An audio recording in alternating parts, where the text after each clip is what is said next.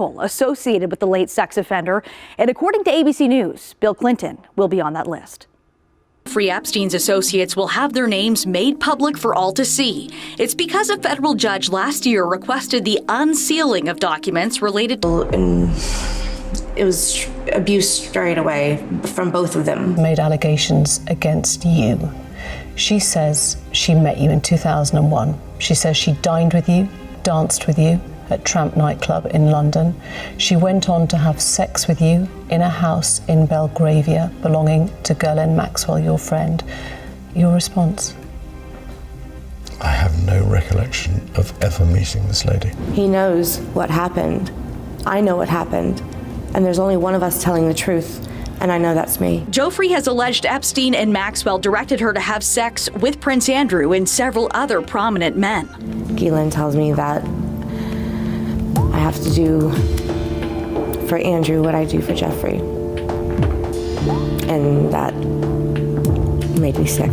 I can absolutely categorically tell you it never happened. While many on this list are expected to be either publicly known, Epstein's employees, or people who had flown on his planes, it may also include alleged victims. But the most scrutinized will be the John Does. ABC News has identified former U.S. President Bill Clinton as Doe 36, and he is reportedly mentioned in more than 50 of the redacted filings. ABC has said that the documents show no indication of illegal activity by Clinton, and while Joffrey has made no allegations of wrongdoing by the former president, she maintains that she met him on Epstein's notorious island, which Clinton has said he never visited. Any comments on the alleged allegation of your connection with Jeffrey Epstein?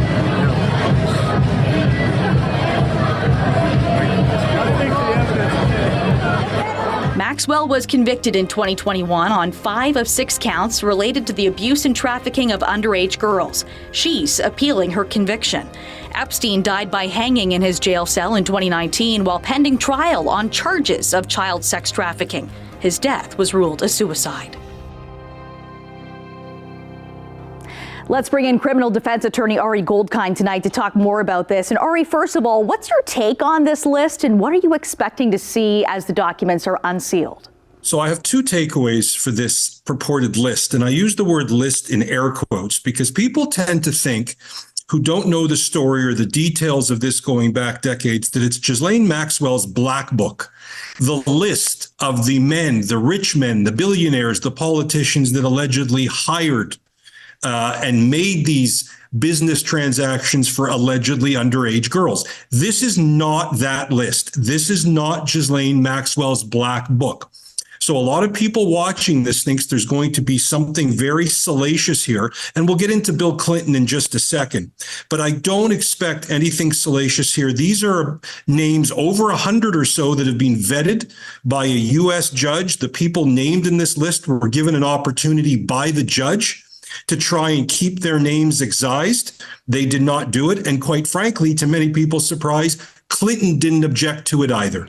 So while we won't know who exactly paid for sex from minors when the documents come out, we'll still have days of outrage online. And then what? Could there be further investigations called, especially with politicians potentially listed here? Well, I think there will be. So here's where I think it becomes interesting, but more from a behind the scenes, a bunch of names that people have never heard of. They're really, a lot of names on this list are unindicted co-conspirators. What that means, and a lot of people watching this will remember the name R. Kelley.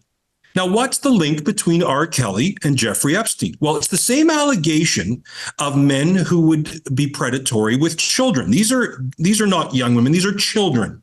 And the way they got R. Kelley, and remember, Epstein's dead, Kelley was alive, is alive, is through unindicted co-conspirators, racketeering charges. Now, that's not an episode of The Sopranos or Goodfellas. In the United States, through conspiracy law, that's really what this is. You look at the octopus and you look at all of the tentacles. Who were the pilots? Who were the people in the hotel rooms? Who were the bellmen that would see the young girls come in or maybe slip them a 20? I'm just making up an example. So even though Epstein's gone, and I think this will raise a lot of questions on why he died on the morning of a really interesting data dump, which I think that question is still a live one when you get into his death. People are right to ask questions about that.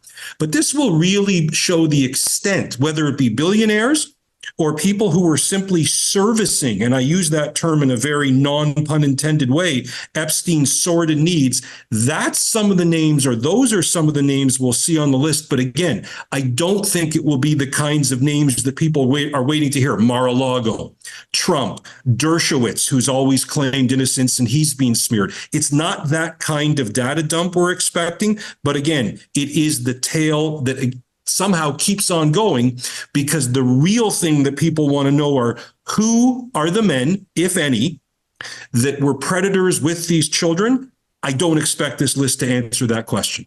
So Ari, will we ever see a list that would answer that question?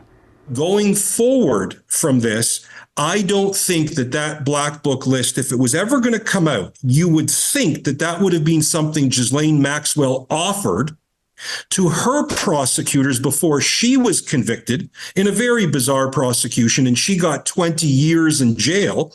And really, she's in jail because Epstein is dead. You can hate what she did if you accept and believe that she did it, but she's really paying the price for him. So I would have expected her at some point, if there was really an appetite for the U.S. government, which again, you would think the U.S. government would have an interest in that list.